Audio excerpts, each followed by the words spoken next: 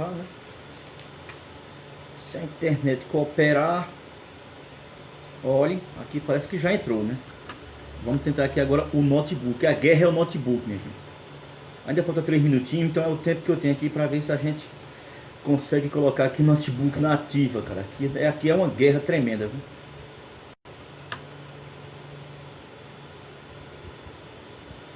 Só um tempinho aí, gente boa. Deixa eu ver se eu consigo aqui colocar o notebook. Senão, já era. A gente tem aqui para o nosso cronômetrozinho aqui no relógio, que é mais fácil e menos dor de cabeça. O meu notebook ele tá muito ruim, eu tenho que formatar para poder que ele fique legal, tá ok? E eu tô aqui sem o Windows para poder formatá-lo. Eu não tem nem como eu fazer isso aqui agora.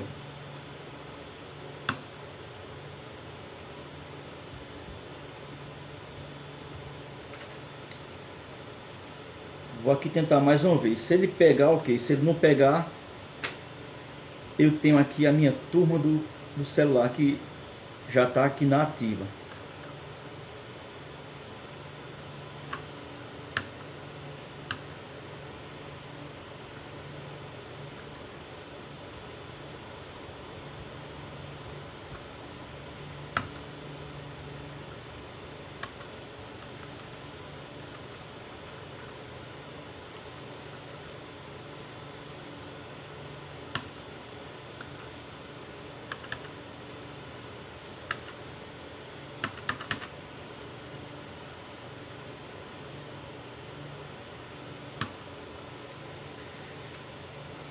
O notebook não vai.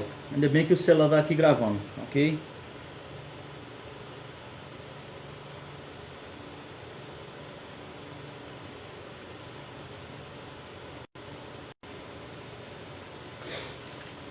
Gente, boa tarde a todos vocês. Bom dia ou boa noite. Certo? Não sei que hora você vai assistir esse vídeo. Hoje a gente vai aqui apenas hoje fazer um pequeno apurado. Uma revisão, na verdade, né? Apurado, ó. Uma revisão de tudo que a gente já vem aqui falando durante essas 7 lives, né?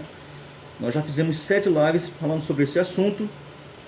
Eu tenho certeza que tem ficado muitos questionamentos, muitas dúvidas, certo? Como eu digo, eu não sou doutor na área, cara. Eu sou apenas um estudante, sou um cara curioso. Eu pesquiso bastante, eu leio bastante. Mas eu não tenho todas as respostas. A verdade, ninguém tem todas as respostas. Até quando você compra um próprio livro mesmo de um acadêmico, né? Ali ele está dando a sua interpretação e o seu ponto de vista que mais ele identifica na sua leitura bíblica. Ele não está ali trazendo ali a palavra final. Isso é independente de qualquer postulado que você defenda, ok? Ninguém tem a palavra final sobre o assunto, né? Mas nós temos nossas convicções e devemos ter firmeza naquilo que nós cremos, ok? Então hoje a gente vai aqui apenas fazer um resumão de tudo que a gente aqui já falou, certo? Para que a gente possa estar sempre com isso ativo na nossa mente, para que a gente possa estar sempre acompanhando todo essa exposição, ok? Como eu gosto aqui de frisar, nós estamos aqui dando alguns esclarecimentos sobre uma matéria teológica que pertence à teologia sistemática, chamada escatologia. A teologia sistemática tem várias áreas teológicas, a qual pertencem a bibliologia, paracletologia, eclesiologia, escatologia, que é a que nós estamos estudando, tem até ontologia, então tem uma ramificação aí bastante ampla, certo? E nós estamos trabalhando uma delas, que é a escatologia, que é a área da teologia que vai lidar com as partes proféticas das Escrituras, que estão relacionados a eventos que estão por acontecer, né? E o que me despertou interesse em trazer esse tipo de material para os meus amados, devido à escassez de pregadores, né? E aí de pessoal aí das lives tocarem nesse assunto. Nenhum tocou nesse assunto, né? Talvez, não sei por que eles não querem tocar nesse assunto, talvez não tenham um certo conhecimento mais apurado sobre o assunto. Talvez eles acham que isso é irrelevante, não tem importância. Para você que não sabe, aí que está acompanhando, existem muitas denominações, muitos líderes que não acreditam mais no arrebatamento da igreja. Tem líderes que não acreditam que Jesus não vai voltar mais. Então, para você ver o quanto muitos estão distantes da realidade bíblica. Isso devido ao quê? A falta de conhecimento desse assunto e de sua importância, como eu gostei de frisar aqui, bem, na nossa primeira live, há um mês atrás, eu acho, né? Que esse assunto escatológico, essa matéria, ela tem a sua importância tão crucial que o próprio Deus tratou com ela ainda no jardim do Éden. Então, você deve ter que tomar cuidado e ter relevância sobre esse assunto, porque ele é um assunto muito relevante para os dias de hoje, muito mais esse tempo que nós estamos vivendo, que muitos estão dizendo agora que isso é o início da tribulação, né? Existem muitos caras por aí agora que já estão dizendo que já foi aberto o primeiro selo, já estamos agora nos programando para que seja aberto lá o segundo selo de Apocalipse. Isso para mim é só balela. Ache ruim quem quiser, meu irmão. Isso é só balela. Isso só está demonstrando que não tem um conhecimento algum com respeito a essa matéria teológica, ok? Pode ficar tranquilo. O primeiro selo não foi aberto, né? E isso aí é uma coisa que eu não vou agora, né, me ater a trazer algum esclarecimento sobre os selos do livro de Apocalipse. Não, que essa, no momento agora, não é minha ênfase. E talvez eu não toque nem nesse assunto, certo? Se você quiser saber sobre muitos aí, sobre o ensino dos selos de Apocalipse, vai lá no YouTube e você vai ter uma porrada, vai ter uma chuva de gente lá trazendo ensinamentos sobre isso aí. Agora tenha cuidado com o que você vai assistir, com o que você vai ouvir, ok? Então, como a gente está aqui apenas tratando do resumo de tudo que a gente já viu até agora, eu creio que muitas coisas que eu falei são de extremas importância que você deveria ter anotado, né? Se você não anotou, é só você voltar aí, você vai encontrar no meu Facebook, certo? Todas as informações que eu já passei. Eu sei que tem algumas informações que foram apenas sintáticas, elas não foram analíticas, porque aí, irmão, se a gente for trazer aqui um estudo bem analítico de tudo, cara, a gente não vai terminar nunca. Jesus vai voltar e a gente vai ficar aqui dentro desse assunto, porque tem muita coisa para se falar, ok? Mas aí, se for necessário, não só eu falar, mas você também ter o despertamento e o interesse de você ir buscar, ok? Para você ir tendo conhecimento. Cara, eu comecei aqui de novo, esqueci de marcar o cronômetro, ó. Mas eu acho que já vai aqui, ali o notebook está mostrando sem ser filmando. E já vai em 7 minutos, tá ok? Então nós vimos aí, eu falei sobre a relevância, a importância, o cuidado que você tem que ter com relação aos estudos que estão ligados aos eventos finais. A matéria, né, teológica é a doutrina, é o ensino chamado, né, a ferramenta chamada escatologia. A escatologia, como eu falei, ela trata de eventos futuros. Ela está ligada com assuntos que são pertinentes ao arrebatamento da igreja. Os meios pela qual se dará o arrebatamento tem a ver com a ressurreição, né, dos salvos em Cristo Jesus. Como se dará esse evento da ressurreição? Quais serão suas etapas? Que tipo de ressurreição se dará por ocasião da vinda do Senhor, do seu retorno, da sua volta para a igreja? Ok? Coisas também que estão ligadas, por exemplo, à manifestação de uma figura que a Bíblia dá alguns adjetivos qualitativos a ele, como o anticristo, é o nome mais conhecido, mas a Bíblia chama de filho da perdição, o homem da iniquidade, né? A besta que surge do mar.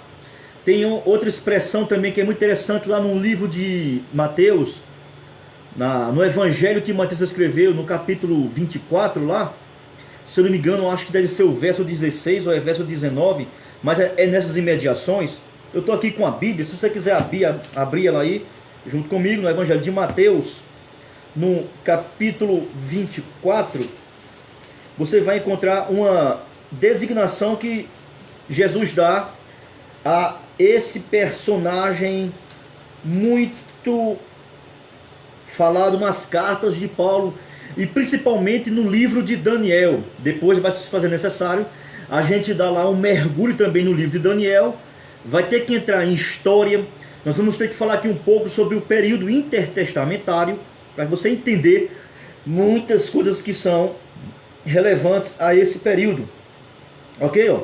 Então aqui, ó, em Mateus capítulo 24, é o versículo 15, que nos diz assim a palavra: ó, quando, pois, virdes o abominável da desolação, aqui ele é chamado de abominável, certo?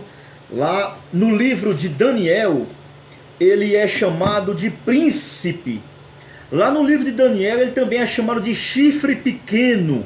Então, irmãos, é um conjunto de coisas que você deve avaliar para poder você ter uma boa compreensão do assunto escatologia. Como eu aqui falando, ela vai tratar sobre a ressurreição dos mortos. Por exemplo, é uma matéria que vai tratar sobre como se dará eventos que estão ligados ao juízo final, como a Bíblia lá em Apocalipse, no capítulo lá 21, ele fala lá do trono branco, certo? Também no capítulo 20 de Apocalipse, lá também se faz menção do reino milenar, certo? O reino messiânico aqui na terra, como a sua capital inicial ali, como Jerusalém, como foco central, ok? A paz aí, Nelson, abençoado, tranquilo contigo? Então, ela fala também sobre a batalha do Armagedon. Então, são vários eventos que essa doutrina, ela trabalha, certo? De uma forma, muitas vezes, até que bem clara, de forma bem específica, algumas vezes de forma não clara, porque não tem como termos toda a compreensão e toda a clareza de certos eventos que pertencem a um futuro. Muitas vezes pode estar ligado a um futuro distante. Então apenas nós tentamos trazer ideias e aí formamos teses, conjecturas, e que muitas vezes vai muito além da nossa imaginação, e aí começa a estar feita a confusão, ok?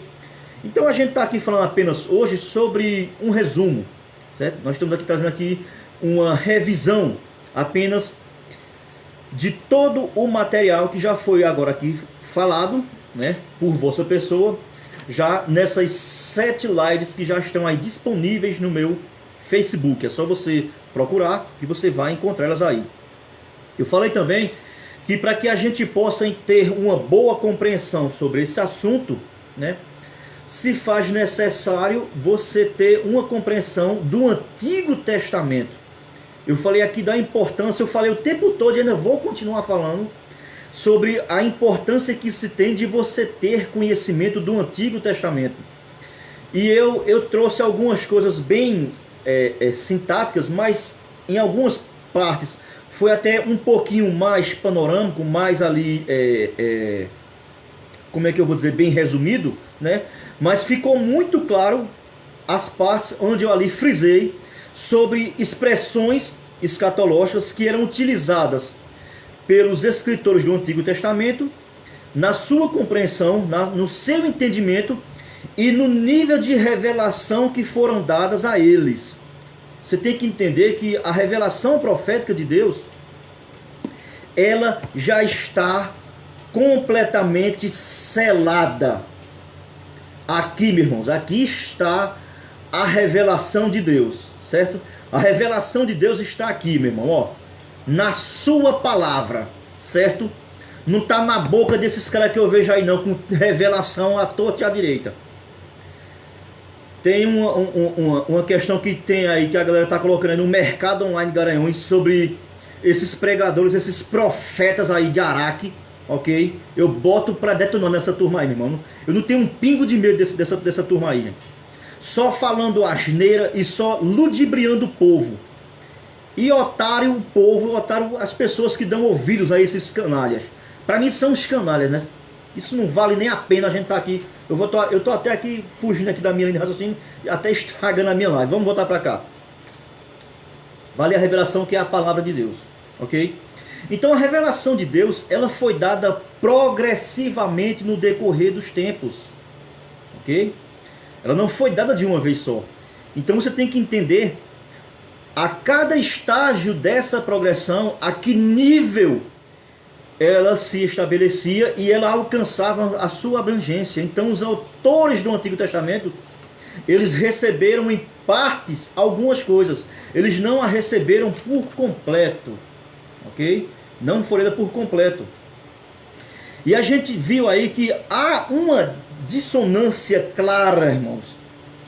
Apesar de algumas escolas quererem negar que a palavra de Deus ela não faz tal distinção entre povos, mas nós podemos observar na leitura com simplicidade, mas com os olhos abertos do Antigo Testamento, que há uma diferença enorme entre a nação de Israel e a Igreja de Cristo.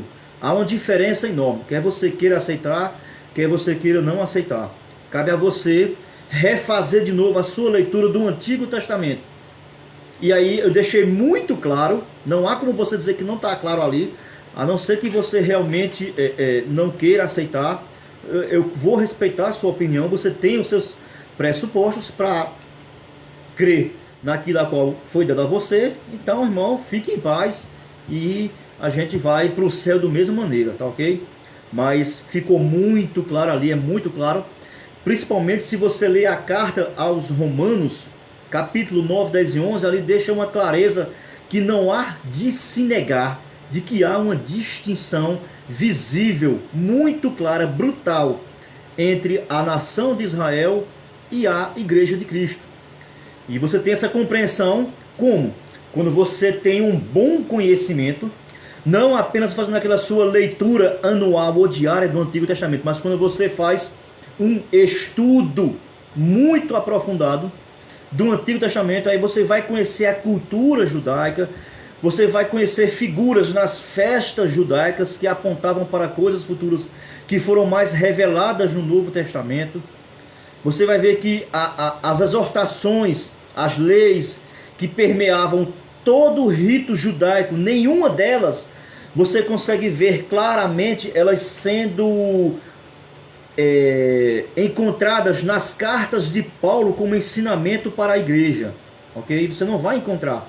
Então há uma perspectiva totalmente antagônica entre o que Deus espera da noiva de Cristo, que é a igreja, e o que Deus espera dos seus filhos, que são os israelitas, a descendência de Abraão, claro que espiritual, não carnal.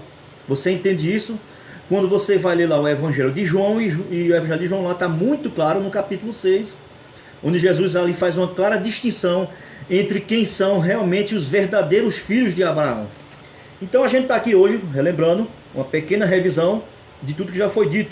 E eu falei aqui que há essa distinção clara no Antigo Testamento, e ela ganhou peso no Novo Testamento, entre a distinção entre Israel, a igreja e as nações. Então há um tratamento peculiar entre essa divisão tríplica, né, do povo na ok?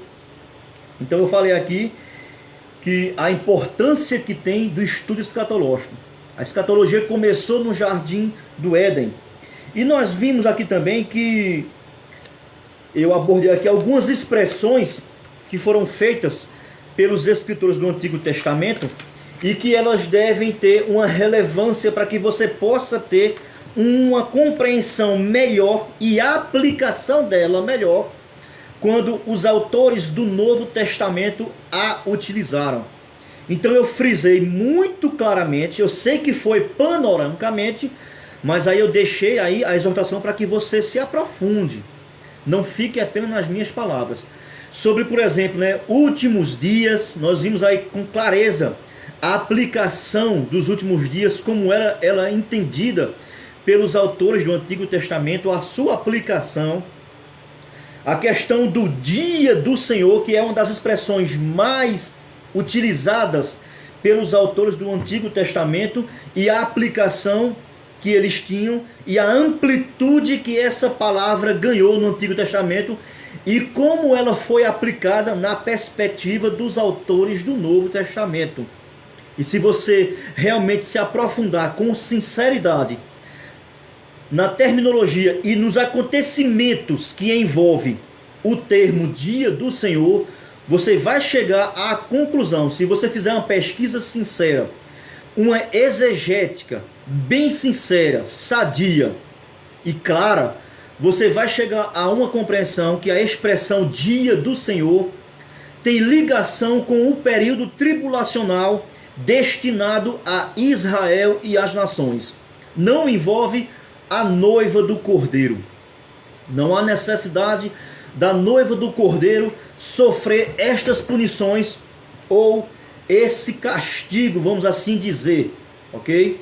Então, se você fizer essa leitura aprofundada, um estudo aprofundado, a expressão dia do Senhor, últimos dias, aquele dia, dia de ira, dia da vingança, você encontra essa expressão aonde? Lá no livro de Romanos, onde ele explica com bastante clareza a questão da vingança. Esse versículo me veio aqui agora na minha mente. Se eu não me engano, parece que é Romanos capítulo 12. É isso mesmo. Olha a colocação que Paulo colocou sobre a expressão vingança. A quem pertence essa vingança e como é que ela se dará? Romanos capítulo 12. Olha só. Versículo 19 do capítulo 12 de Romanos. Olha o que ele vai dizer, ó. Não vos vingueis a vós mesmos, amados, ó, mas dai lugar à ira. Devemos dar lugar à ira, mas a ira de quem é que eu devo dar lugar? Não a minha, meu irmão. É claro que não é a minha, porque a minha ira, ela é parcial e ela é injusta. Ela é demoníaca, como a própria palavra diz lá no livro de Tiago, cara. Ela é irracional, ok? Mas o próprio Paulo aqui diz que nós devemos dar lugar à ira. Mas a ira de quem, irmãos? Olha só. Porque está escrito. Irmãos, Paulo está aqui fazendo uma citação de quê? Quando Paulo usa essa expressão está escrito, não Paulo, mas como qualquer outro autor do Novo Testamento, quando usa a expressão está escrito, ele está se referindo às escrituras do Antigo Testamento. Paulo diz assim, olha só. Porque está escrito, a mim me pertence a vingança. A mim quem, irmãos? Ao próprio Deus. A vingança pertence a ele. Olha só. Eu é que retribuirei, diz o Senhor. A mim pertence a vingança. É só você ler o livro do profeta Zacarias e você vai entender essa expressão vingança, a quem se trata e a quem será aplicada naquele dia. Então, irmãos, não resta dúvida, se você ler com clareza, com cuidado, separar tempo para entender as expressões, buscar sua forma etimológica, ler em dicionários, buscar todos os contextos, ter bons comentários, você mesmo por si só vai chegar a essa conclusão que o próprio estudo aprofundado sobre a expressão dia do Senhor vai fazer clara diferenciação entre a nação de Israel e a noiva do Cordeiro, ok? Então aí nós vimos aí, irmãos, que há alguns ensinos também, nós vimos também alguns ensinos que não são claros no Antigo Testamento. Não tem como você trazer clareza sobre determinados assuntos se você fosse aprofundar por inteiro só no Antigo Testamento. Exemplo aqui bem claro aqui, assim foi que eu falei sobre a questão, por exemplo, da ressurreição. Não tem como você ter um estudo ou uma clareza da doutrina da ressurreição apenas com a luz do Antigo Testamento. E isso por quê? Porque o Antigo Testamento tem uma perspectiva para a ressurreição, enquanto que o Novo Testamento tem um outro tipo de perspectiva. Apesar de também haver ressurreição, mas é um prisma totalmente diferente. E que uma não contradiz a outra, mas apenas complementa a outra e abre luz para um novo entendimento e uma nova dimensão, vamos assim dizer. Então você pode ver que não fica claro. Outra coisa que a gente também deixou aqui claro é que não tem como você ter esclarecimentos conclusivos a respeito do arrebatamento da noiva do Cordeiro. Ok? Apesar de você ver alusões a alguns arrebatamentos que aconteceram no Antigo Testamento, mas eles não estão relacionados com o arrebatamento da noiva do Cordeiro. Nós vimos, por exemplo, que o próprio Enoque, ele foi trasladado, ok? Ele foi trasladado. O próprio Elias também é um cara que também foi trasladado, né? E as pessoas aí querem, né, muitos fazerem uso desses eventos para se retratar a igreja. Eu não vou dizer que está errado, tá? Mas eu também não vou dizer que também está certo. Isso é apenas uma forma de se usar uma ferramenta como analogia, ok? Como analogia. Mas você pode ver que no ensinamento do arrebatamento, em momento algum, o apóstolo Paulo utilizou a figura de Enoque ou de Elias para retratar como uma alusão ao arrebatamento da igreja. Ali foram momentos específicos para uma determinada etapa na história da revelação progressiva de Deus com os seus servos. Então, reprisando aqui, não tem como você ter um estudo completo ou claro sobre o arrebatamento no Antigo Testamento. Você não vai chegar a essas conclusões, ok? Outra coisa interessante que a gente também aqui deixou claro foi a perspectiva que os judeus do Antigo Testamento tinham com relação à vinda, ao dia do Senhor, à vinda do Messias. Então, para eles, o dia do Senhor, eles, com o passar dos anos, eles foram ganhando novas, não é que eles foram ganhando, mas eles foram tendo novos conceitos com relação ao que realmente era o dia do Senhor, a ponto deles fazerem um antagonismo no entendimento.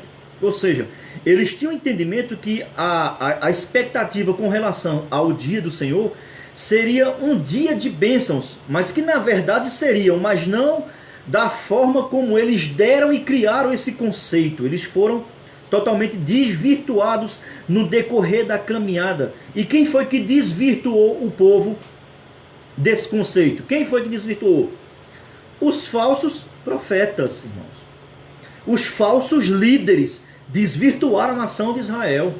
Se você ler o livro de Oséias, o livro de Oséias é uma lapada, irmãos, em cima da falsa liderança judaica daquela época. Oséias ali, ele entra de cima ali, condenando ali o sacerdócio daquela época, desvirtuando os escribas, os mestres da lei, que desvirtuaram o ensinamento de Moisés com relação as bênçãos que recairiam sobre Israel se eles permanecessem fiéis. É só você ler o livro de Deuteronômio, capítulo 28, ali vai estar muito claro, meus irmãos. Se você ler também o livro de Deuteronômio, no capítulo 4, versículo 30, você vê que coisa interessante ele fala lá. Vamos ler. Já que nós estamos aqui tratando hoje do Antigo e uma revisão, eu posso estar enganado, mas eu tenho aqui quase que certeza que é o capítulo 4 de Deuteronômio, e o versículo 30, é isso mesmo. Olha, escuta o que diz Deuteronômio, capítulo 4, versículo 30, diz assim, olha só. Quando estiveres em angústia, irmãos, isso é Moisés falando. Ou seja, é Moisés de novo trazendo à luz, porque o livro de Deuteronômio, na verdade, é uma releitura da lei, para uma geração nova que não tinha visto a primeira exortação de Moisés com respeito à lei. Então ele vai aqui de novo reprisar para uma nova geração. E olha o que é que Moisés diz no capítulo 4, versículo 30. Quando estiveres em angústia, e todas estas coisas te sobrevierem nos últimos dias. Irmãos, Moisés está falando dos últimos dias. E ele está aqui representando que o que marca esse período é um período de angústia. Olha só. Vamos lá? E te voltares para o Senhor. Quem é que Moisés está pedindo que volte para o Senhor? Moisés não está falando da igreja, meu amado. Vamos lá. Teu Deus, e lhe atenderes a voz, o que é que vai acontecer? Então o Senhor teu Deus, não te desamparará. O que mais? Porquanto é Deus, ó, misericordioso, nem te destruirá, nem se esquecerá, ó, da aliança que jurou a teus pais. Últimos dias. Ele está aqui fazendo menção que Deus é misericordioso e vai se lembrar da aliança feita a seus pais.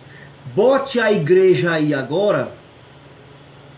Não adianta você querer vir usar Abraão, que sobre tu serão benditas todas as nações. Moisés não está falando desse tipo de aliança aí, ok? Não tem como você colocar Moisés falando últimos dias. Olha como foi que Moisés colocou essa expressão, últimos dias. Tem outra coisa interessante também no livro de Deuteronômio. Tá vendo, irmãos?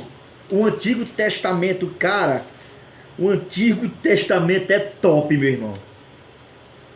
Por isso que você não entende alguns textos do Novo Testamento, se você não entender o Antigo Testamento. Deuteronômio ainda, capítulo 31. Olha aqui o que vai dizer aqui o capítulo 31, versículo 29. O último versículo do capítulo 31. Vai dizer assim, olha. Porque sei. Olha só. Moisés, para falar isso aqui, irmão, com tanta veracidade e certeza, só pode ter sido revelação de Deus a Moisés. Olha o que é que Moisés vai dizer. Deuteronômio, capítulo 31, versículo 29.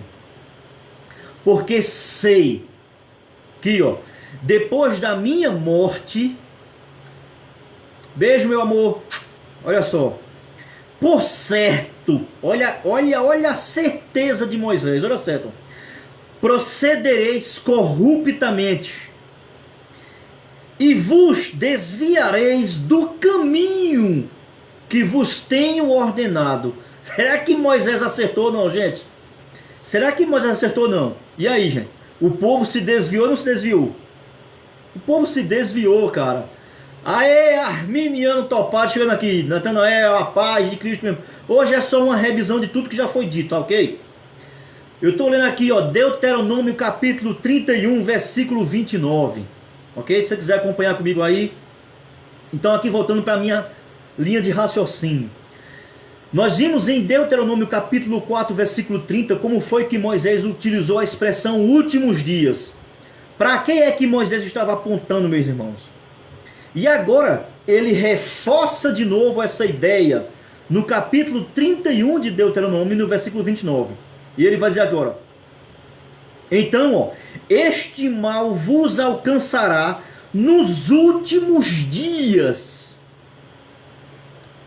Irmãos, ainda há, vamos assim dizer de forma aqui humana, com minhas palavras, um mal de Deus, na forma de maldição, está preparado ainda para os últimos dias.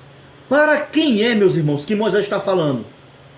É devido ao que Deus vai derramar essa maldição, esse castigo, esse dia de ira, dia de vingança que nós já vimos.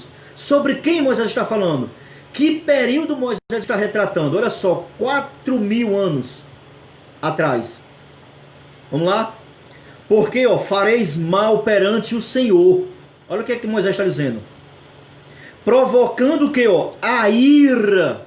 Então a desobediência de Israel, ela desencarreta em trazer a ira de Deus sobre os tais e sobre todos aqueles que se mantêm rebelde contra o próprio Deus e o seu Filho Cristo.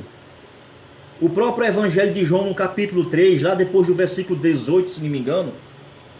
Vamos ler. Evangelho de João, capítulo 3.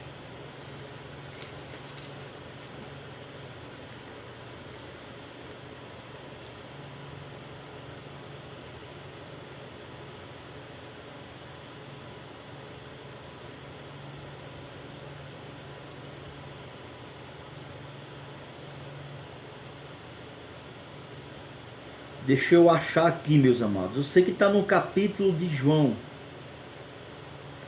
Evangelho de João. Eu sei que é o capítulo 3 do Evangelho de João. É isso mesmo. Olha o que está escrito no Evangelho de João, no capítulo 3, o último versículo. Por isso, Quem crê no Filho tem a vida eterna. Irmãos, a salvação não é por obras. Queira você aceitar ou não, não interessa a sua religião, irmão. A salvação não é por obras. Ele vai dizer, por isso quem crê, crê é um ato de fé, não um ato de obra, é um ato de fé. Tem a vida eterna. O que, porém, ele está aqui usando agora um pronome aqui, indeterminado. O que? Então é qualquer um. Todavia, ou seja, porém, se mantém rebelde contra o Filho. Então quem se mantém rebelde contra Cristo, o que é que acontece? Primeiro a gente já sabe que não vai ter vida eterna, porque um rebelde não pode crer.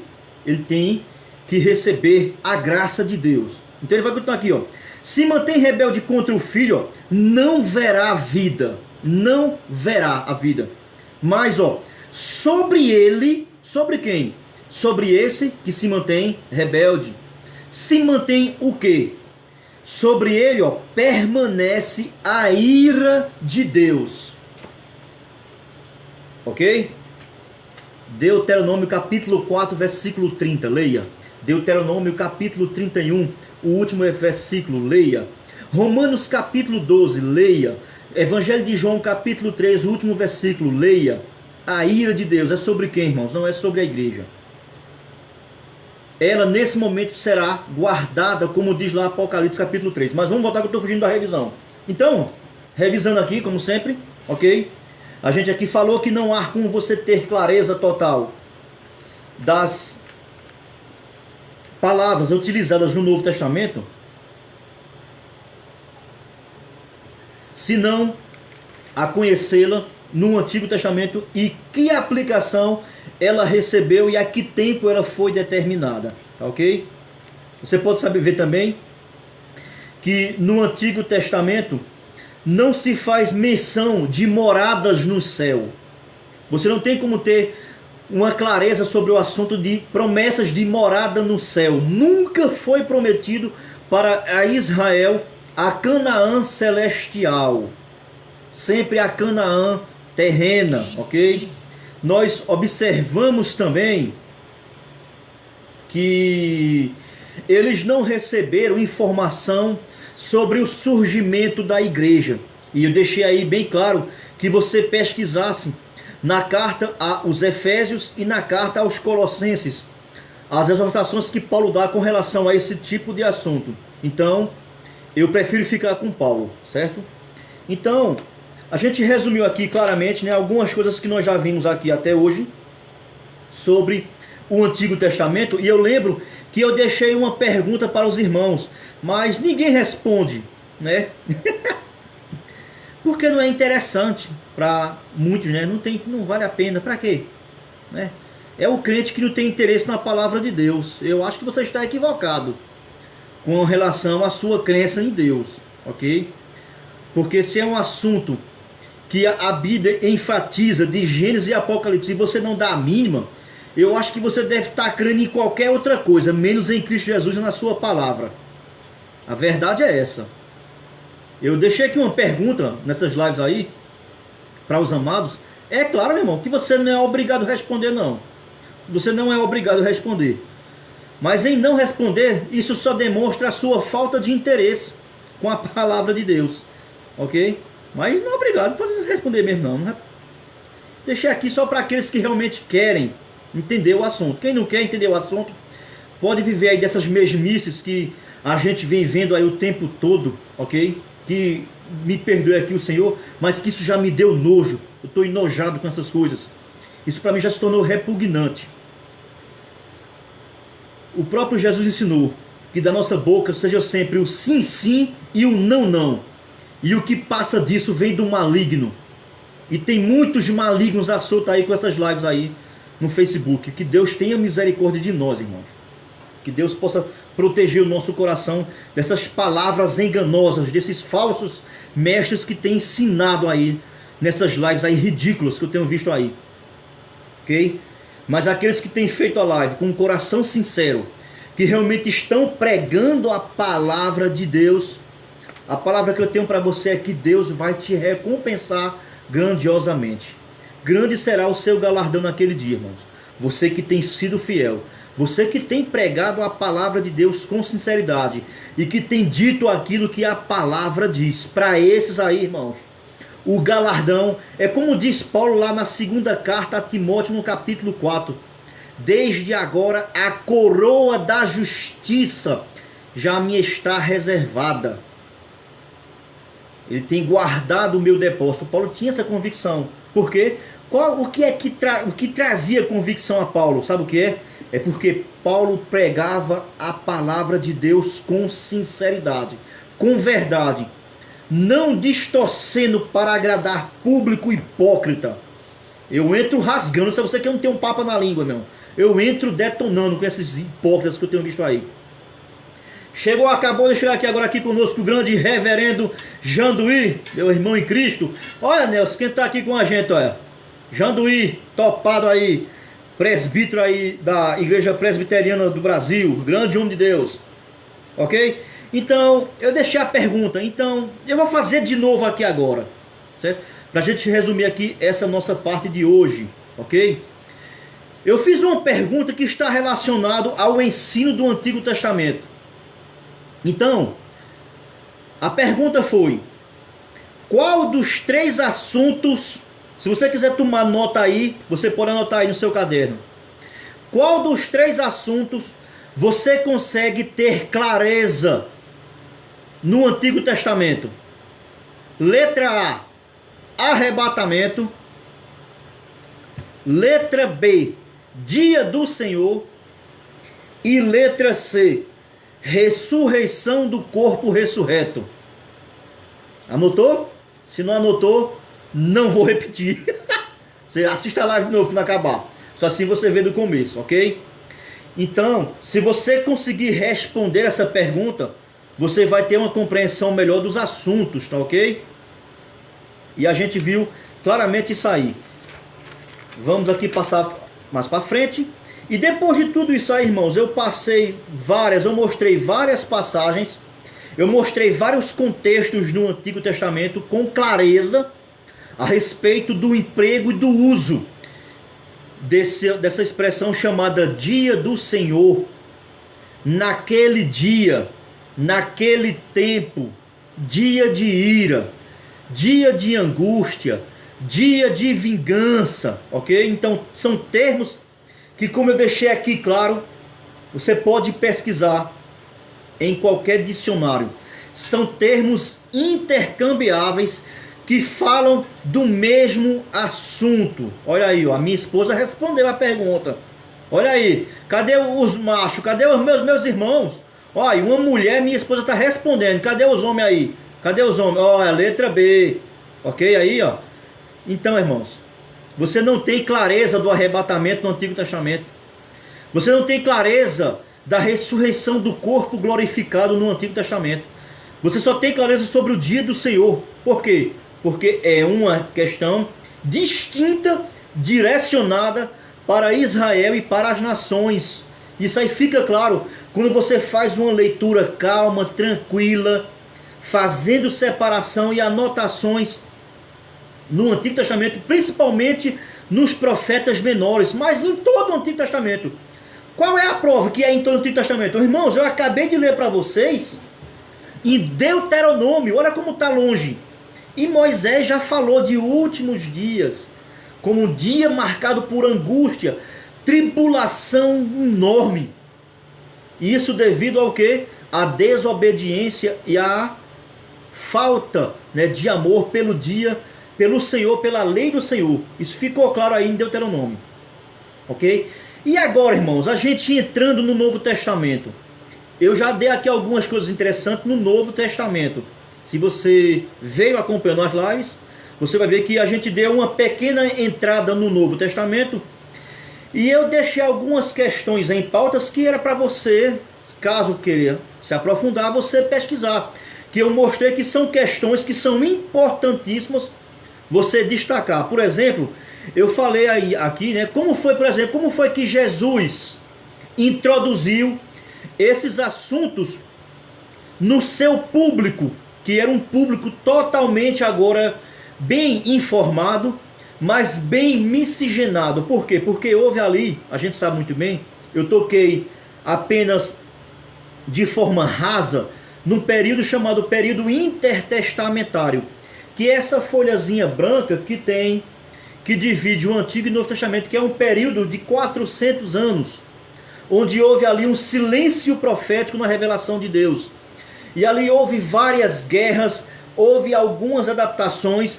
Eu recomendo você ler na Bíblia Católica o primeiro livro e o segundo livro de Macabeus, que ele vai tratar desse período aí, onde houve ali a expansão do reino de Filipe, que Filipe era o rei da Macedônia, e depois as incursões aí, a entrada de Filipe II, que é conhecido como Alexandre o Grande, que não sou eu, ok? Eu não sou Alexandre o Grande, eu sou Alexandre o Pequeno, porque Alexandre o Grande era peroba, era um gaysão tremendo. Então não é eu não, viu gente? Tô fora desse negócio aí. Tem uns amigos aí e Alexandre o Grandão, sou sou Alexandre o Pequeno. Alexandre o Grande queimava a rosca, eu não sou desse lado aí não, irmão. Desculpa aqui minha expressão. Foi sem querer, saiu agora a expressão, cara. Eita, cara, misericórdia, meu Deus. Vamos lá. Então houve, irmão, esse período aí de 400 anos, ó, cara. Teve esse período aí, entendeu? Então você tem que buscar. Então o povo recebeu novos costumes. Houve várias excursões dos povos persas, dos povos medos, a Grécia. Aí a expansão do Império Romano, a disseminação da língua grega, né, chamado de período helenista. Então Jesus, quando apareceu, o mundo estava totalmente politizado, né? A economia tinha o seu equilíbrio, a política econômica romana, a filosofia grega, né? Todo o Senado sobre república estava ali bem estruturado. O que é que aconteceu nesse período? Com a expansão romana, Roma começou a fazer o quê? A trazer pavimentação nas rodovias. Isso aí são coisas que eu vou entrar mais a fundo, irmão, quando a gente for aqui fazer um estudo bem analítico no livro de Daniel, ok? Então, Roma trouxe uma questão que foi muito interessante, que você na história, você lê muito nos livros de história da nossa escola, que é a Pax Romana. Romana trouxe um equilíbrio, estabilizou o Império Oriental naquela época lá, e foi a época determinada claramente para que Jesus viesse ali à Terra. Então, diante de todo esse contexto aí, tá vendo a importância do contexto? Como foi que Jesus introduziu esses assuntos? Teve que ter uma nova perspectiva, ele trouxe novas colocações, ele trouxe novos ensinos. Porém, eu deixei aqui frisado que Jesus apenas deu um pontapé inicial, ele não trouxe com clareza tudo. Isso ficou a cargo de quem? Da sua escola apostólica que ele levantou.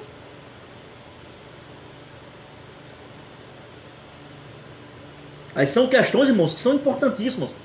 Se você não tiver conhecimento desses fatos, você faz a maior bagunça do mundo, que é o que acontece em muitas escolas teológicas, ok? Aí você tem que entender sobre isso. Como foi que ele aplicou? Uma coisa que eu vou frisar aqui hoje é o seguinte: Jesus aplicou.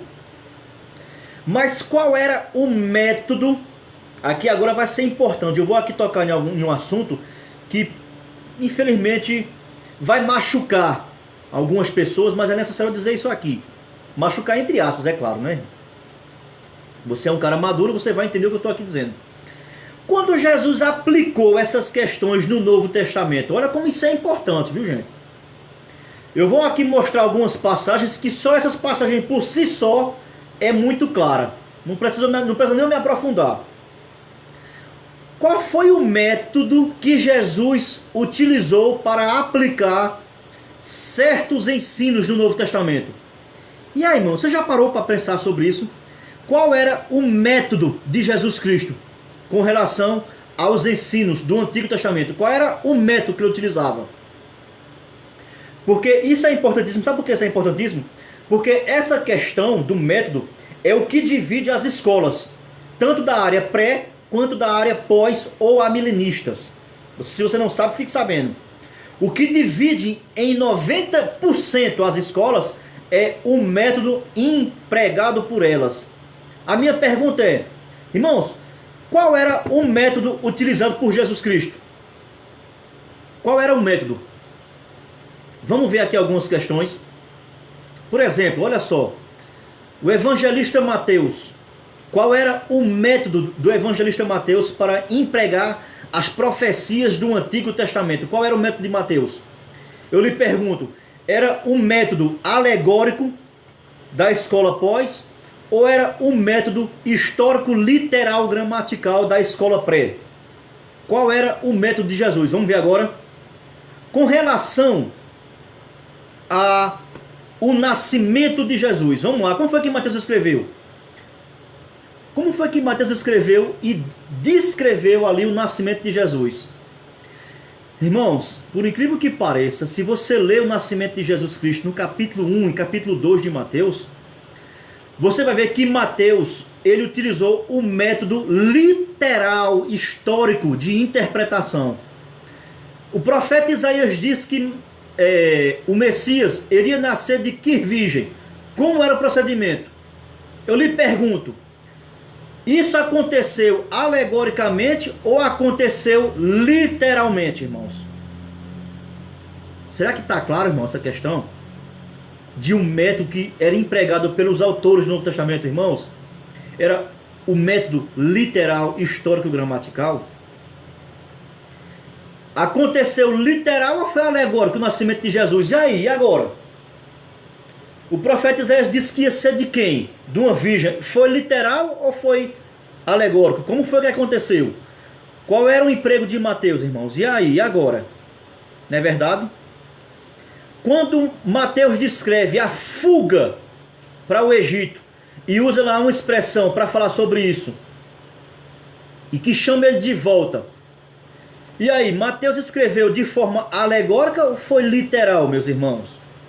Gente, o método interpretativo das Escrituras, dos autores do Novo Testamento e da igreja primitiva, era o método literal. Se você for pegar aí livros da galera pós, se eu tenho aqui uma enxurrada, eles não dão essa informação, irmãos. Infelizmente. É por isso que eu digo que há uma falta de sinceridade, irmãos. Eles não dizem isso, ok? Eles dizem que o uso deles era o uso alegórico, meus irmãos, é mentira. O próprio Novo Testamento desmente, cara. Mateus o tempo todo diz, assim como foi predito pelo profeta. Mateus, olha, é só você abrir, cara, abre aí, Mateus capítulo 1.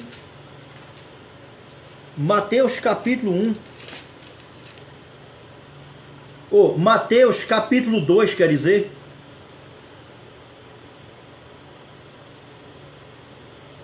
Mateus capítulo 2, abra comigo rapidamente. Hoje é uma revisão, então não vou ter tempo aqui não.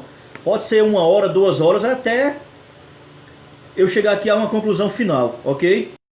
Mateus capítulo 2, cara. Certo? Mateus capítulo 2, versículo... Mateus capítulo 1. Mateus capítulo 1, versículo 22. Mateus 1, 22. Olha o que é que vai dizer, olha. Ora, tudo isto aconteceu, para que se cumprisse o que fora dito pelo Senhor por intermédio do profeta. Qual foi o profeta que Mateus aqui utilizou? Qual é o profeta que Mateus está utilizando? Olha só. Eis que a virgem conceberá e dará à luz um filho, e ele será chamado pelo nome de Emanuel. Irmãos, quem foi que disse isso?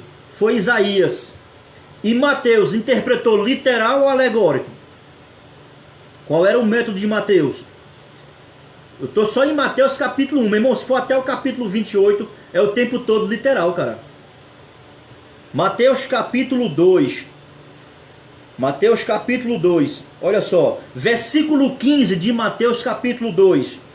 E lá ficou até a morte de Herodes. Quem ficou até a morte de Herodes lá? José e Maria. E quem mais? E a criança. Quem mais? Olha só. Para que se cumprisse o que fora dito pelo Senhor, por intermédio do profeta. Quem foi que disse isso, irmãos? Do Egito chamei o meu filho. O livro de Miqueias, o livro de Oséias fala sobre isso aí. É só você ler, cara. Ok? Vamos continuar aqui mais. Olha só. Mateus capítulo 2, versículo 17. O que é que está escrito? Então se cumpriu o que fora dito por intermédio do profeta Jeremias. Olha só. Nesse versículo aqui, ó, Mateus é tão específico que até o nome do profeta aqui agora ele citou. Jeremias. Olha só. Ouviu-se um clamor em Ramá. Pranto, choro. Grande lamento. Era Raquel chorando por seus filhos e inconsolável porque não existem mais. Isso aqui está escrito lá em Jeremias. É uma profecia de dupla referência. Aconteceu, literalmente não aconteceu, segundo Mateus escreveu. Irmão, será que até aqui é suficiente ou não para provar que o método empregado de se interpretar as escrituras dos escritores do Novo Testamento era literal ou não era? Agora é claro, eu vou aqui deixar claro. Era literal sim. Enquanto a literalidade não foge do raciocínio, viu? Tem isso aí também. Cuidado, saiba separar. É isso que vai acontecer, certo? Olha só. João Batista, irmãos. Quem foi que pronunciou a vida de João Batista? Não só Isaías, mas Malaquias. E aí, foi literal ou foi figurado, minha gente? O próprio João Batista responde, cara. Não precisa nem eu continuar aqui a leitura. Não precisa nem eu continuar.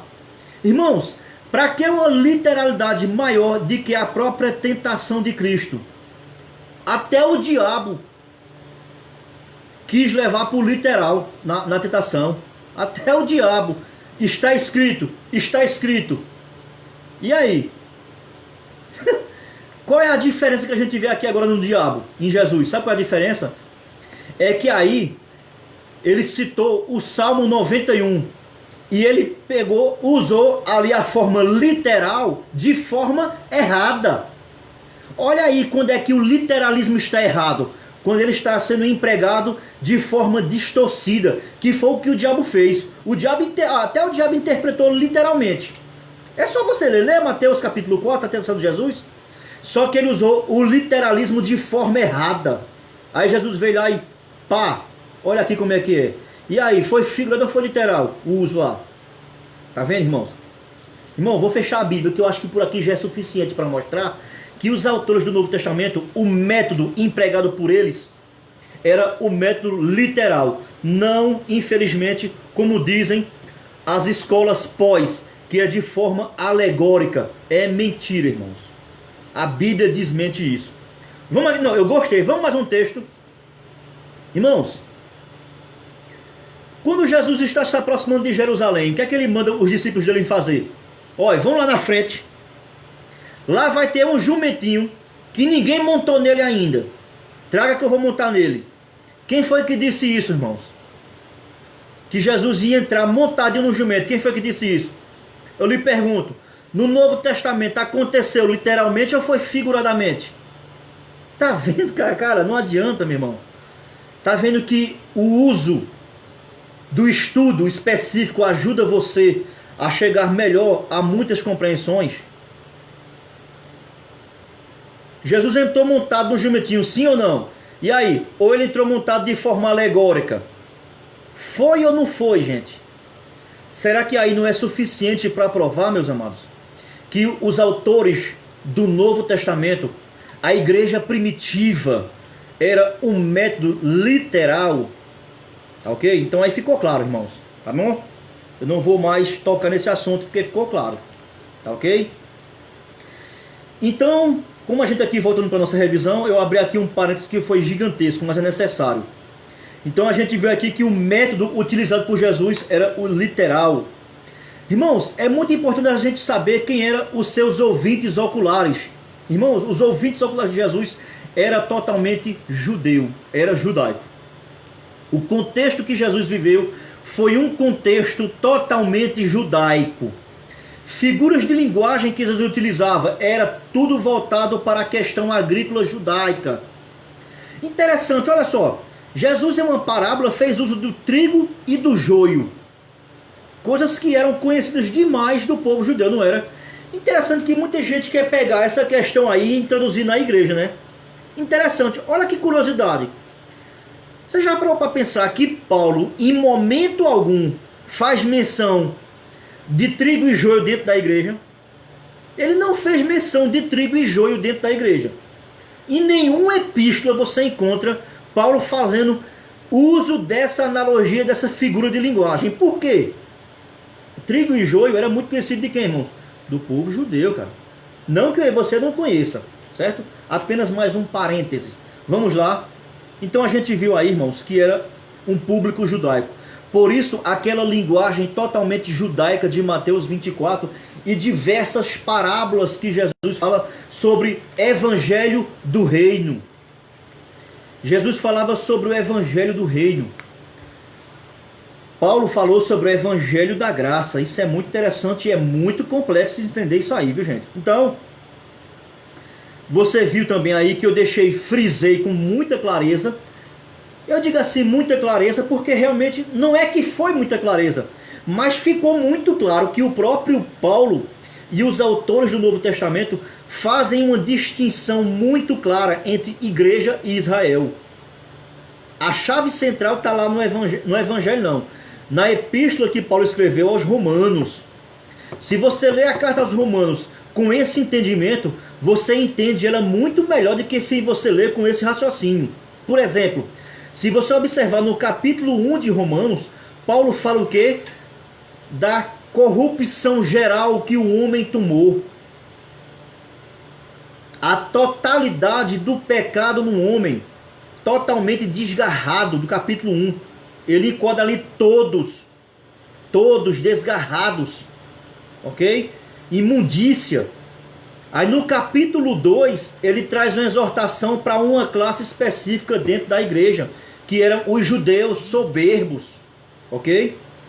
Aí quando você vai ler o capítulo 3, aí Paulo vai lá e dá uma centelha lapada na classe gentia que tinha dentro da igreja, mostrando que tanto um quanto os outros, todos estão perdidos, ok? O alcance total do pecado no coração humano. Então, se você ler a carta aos Romanos fazendo essa distinção, você vai ver que o capítulo 9, 10 e 11, Paulo é um parêntese dentro da carta, meu irmão. Então, é outra prova clara que os autores do Novo Testamento fizeram, sim, irmãos, distinção clara entre a nação de Israel e a noiva do Cordeiro. E eu vou aqui de novo dar outra finetadazinha. Isso não é dispensacionalismo não, meu querido. Isso não é dispensacionalismo não, isso é Bíblia. Bíblia, isso é Paulo, meu querido, isso é Paulo.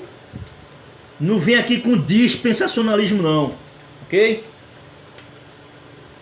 Respeite sua opinião, mas não é dispensacionalismo não, meu irmão, certo? Deus use de misericórdia comigo aqui, nesses meus comentários, certo? Então, irmãos, eles fizeram clara distinção entre igreja e Israel, deixei isso claro. A última questão aqui também que eu deixei que é importante você frisar, né? Olha só, a pergunta: é possível ver claramente os eventos escritos escatológicos registrados no Novo Testamento? Não, não é. É aquilo que eu falei, irmãos, é uma coxa de retalho. É um quebra-cabeça de 500 peças. E é necessário separar as peças para se poder montar o quebra-cabeça. É por isso que eu digo, meu irmão, que a escola pré, ela se aprofunda no quebra-cabeça. Um estudo exaustivo, um estudo exegético. Infelizmente, a escola pós-tribulacionista não se dá a esse trabalho. Espiritualiza. Me desculpe aqui os irmãos, mas é uma forma, né, de se fugir do assunto.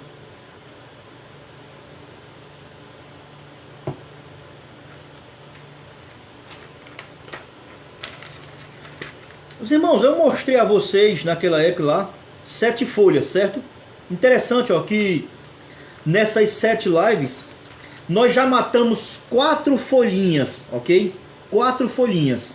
Restam aqui apenas agora mais 3 folhazinhas.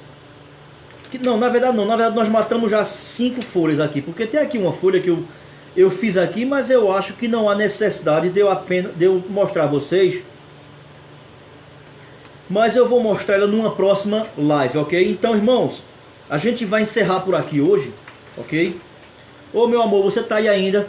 Vai em quanto tempo já, hein?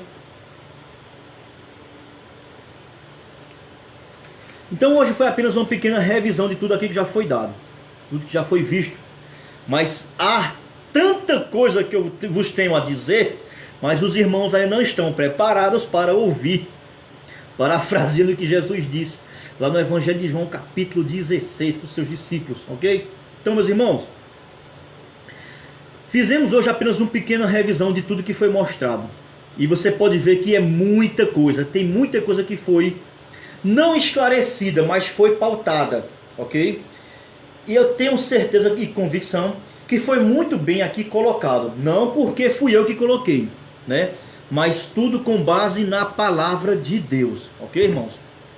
Mesmo com minhas limitações, certo? Mas eu tentei aqui, com o máximo de sinceridade e verdade possível aqui, trazer aqui clareza sobre alguns aspectos que essa matéria, escatologia, ela tem a nos fornecer e a sua importância, certo? A sua necessidade e atualidade para os dias de hoje, devido a esse contexto que estamos vivendo aqui hoje, essa pandemia aí, ok? Irmão, isso não é a grande tribulação. Quero deixar aqui claro, isso não é a grande tribulação, certo? Eu só queria aqui também frisar, né, para os irmãos, né, da escola pós, meus irmãos em Cristo, né, que eles insistem, né, que a igreja ela vai passar por esse período, né. Eu acho que você deve estar com uma santidade fora do comum, irmão, né. Mas é lamentável dizer, meu irmão, que você não tem a mínima compreensão do que realmente é esse período, cara. Você não faz ideia do que é esse período. A angústia, o terror que vai ser esse período, e você dizer que vai passar por ele ileso. Eu tenho certeza, irmão, eu tenho convicção aqui, me perdoe, mas eu tenho certeza que você não faz ideia do que é esse período, cara. Você não faz ideia, você não tem conhecimento. Por quê? Porque você usa um método alegórico que alivia essa situação e traz, irmãos, um falso conforto. Me perdoe, meu irmão, me desculpe, né? Talvez até por essas palavras que eu estou dizendo aqui agora você não vai nem querer assistir mais. É problema seu, se você quiser. Deus tenha misericórdia, irmão. Mas estou aqui com a maior sinceridade, irmão, de coração, dizendo aqui, diante do temor da palavra de Deus. Você não faz ideia a que se refere esse período, meu irmão. Deixa eu dar aqui um exemplo bem claro. Nós somos falhos, cara. A nossa fé é uma fé hipócrita, mentirosa. Você olha o tanto de gente que tem se desviando do evangelho com essa simples situação, meu irmão. E você vem dizer que vai se preparar para passar por ela, cara. Misericórdia, irmão. Não vamos ser hipócritas. Gente, olha só. A galera pós aí, não é qualquer um. Irmão, se chegar um assaltante na tua casa hoje, que Deus o livre, eu estou aqui usando apenas uma ilustração, e colocar, irmão, um revólver, irmão, em toda a tua família, na tua esposa, nos teus filhos, na minha casa, com um revólver assim, ou você nega a Cristo, ou mata todo mundo. Eu quero ver, depois dele matar o primeiro ou o segundo filho, eu quero ver qual vai ser a tua resposta, meu irmão. Eu quero ver o que é que vai ser. Irmão, Deus não vai permitir que isso aconteça, porque Ele sabe dessa nossa fé ridícula que nós temos. A gente não está preparado para isso não, meu irmão. E você vai dizer que vai passar. Isso nem se compara com o que está por vir aí na frente, meu irmão. A igreja, não, se prepare. Como é que se prepara para isso, cara? Pelo amor de Deus, acorda, meu irmão. Como se prepara para isso? Isso é uma fé até irracional, cara. Deus sabe, meu irmão, da nossa fragilidade. Deus sabe de quanto a nossa fé não se compara com os primeiros cristãos, não, cara. Aí você vê esse argumento falacioso da história. Oxe, por que é que Deus vai poupar a gente se não poupou eles? A fé deles era outra, cara. Eu estou aqui falando de forma humana. A convicção que eles tinham. Hoje em dia eu e você se corrompe por qualquer coisa, cara. E você diz que a gente vai passar, porque que conversa, você não faz nem ideia do que é esse período, meu irmão. Você não faz ideia. Você está deturpando a palavra de Deus, meu irmão. Caia na realidade. Leia a Bíblia, cara. Eu não estou dizendo isso aqui para lhe afrontar, não. Mas eu estou dizendo aqui para que você reveja seus conceitos. Irmão, vá buscar na palavra de Deus. Nem eu, nem você tem fé para se comparar com esse período que está por vir, não, meu irmão. Hoje em dia, irmãos, hoje em dia, até uma palavra mal colocada. Hoje em dia, irmão, se um pastor verdadeiro, se ele trouxer uma palavra rígida na igreja, a metade da igreja para de ir para a igreja, meu irmão. Vamos deixar de ser hipócrita. Para de ir para a igreja. E você vem dizer que vai passar, meu. Você não faz ideia. A não ser que você esteja dizendo o seguinte. Aí eu vou concordar com você. Aí você está dizendo que a igreja que vai passar é quem? É aqueles que ficaram no arrebatamento. Aqueles que não estavam firmados em Cristo. Entendeu? Esses que não estão firmados em Cristo, que não têm o compromisso sincero com Deus, esses sim, esses vão passar. A não ser que você esteja dizendo que é essa igreja aí que vai passar. Aí eu concordo com você. Aí esses aí realmente vão ter que passar pela tribulação. E vão ter que pagar com o seu sangue. Que é o que está lá em Apocalipse capítulo 7, versículo 14. A não ser que seja essa igreja aí, né? A igreja dos desobedientes, né? Aí sim, esses aí vão ter que passar mesmo. E a própria Bíblia diz, de modo algum escaparão, meu irmão. E como é que vamos preparar? Irmãos, me perdoe aqui minha grosseria, meu jeito aqui, cara. É que eu fico furioso, cara, com essa questão, cara. Irmãos, Deus tenha misericórdia. Irmão, que Deus console nossos corações. Que Deus esteja trabalhando na sua igreja. Que cada um de você esteja buscando do seu modo, com suas forças, com a fé que foi lhe dada. Deus possa nos dar de misericórdia. E eu e você possa ser, irmãos, estar prontos para sermos arrebatados quando for tocada a última trombeta. Que nem eu e nem você sabe quando é que é. Ok? Deus abençoe, irmãos. Hoje foi apenas uma revisão, ok? Amanhã a gente começa aqui já abordando um novo assunto, ok? Como eu aqui falei, a gente vai ter que fazer aqui uma pesquisa bem aguçada no capítulo 7 de Daniel. Se você quiser, eu já recomendo para você, faça uma leitura do livro de Daniel, bem devagarzinho. Mas de preferência do capítulo 7 em diante. A gente vai trabalhar um pouco Daniel capítulo 7. Eu sei que muitos aí que eu deixei aqui o estudo para eles, né? Estão ansiosos para ver, né? A gente aqui fazendo aqui uma colocação sobre Mateus capítulo 24, não é verdade? A gente vai fazer, irmãos. Mateus 24, Marcos capítulo 13 e Lucas capítulo 29, tá ok? Deus abençoe todos vocês, em nome de Jesus.